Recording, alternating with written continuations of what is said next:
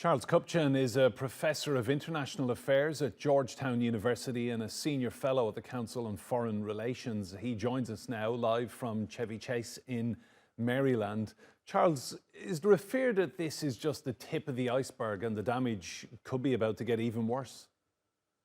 Well, we don't know. There was an initial disclosure that came out a few days ago. We thought that may be it.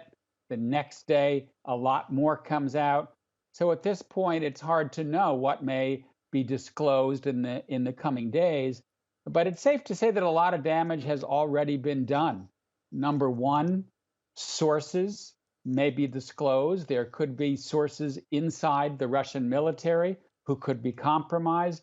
Two, as you just said, Ukraine has to revise its war plans because these are really real-time documents. These provide a window into ongoing debate and planning for Ukraine. Three, these documents identify particular areas of vulnerability in Ukraine, including air defense.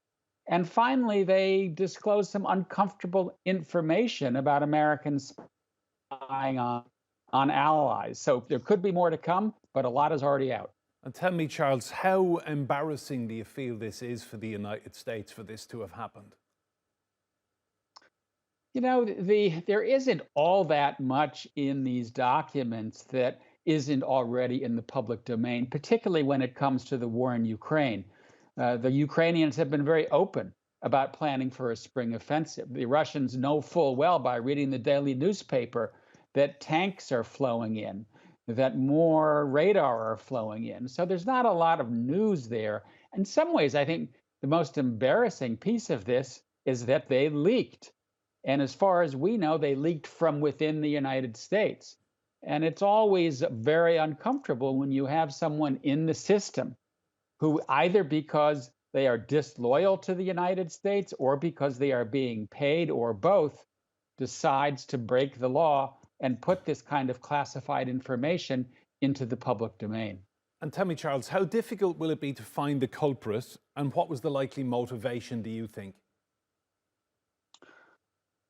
I don't want to speculate. I'm sure there's a lot of homework being done as we speak, 24/7, to figure out how this happened and where it came from.